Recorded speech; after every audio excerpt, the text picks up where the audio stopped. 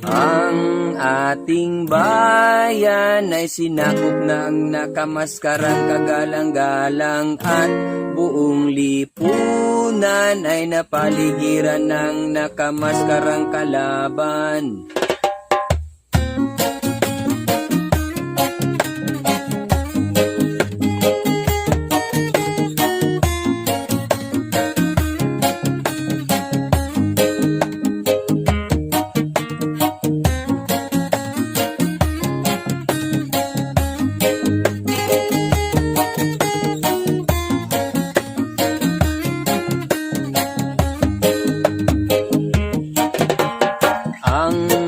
Ating bayan ay sinakop ng nakamaskarang kagalang-galang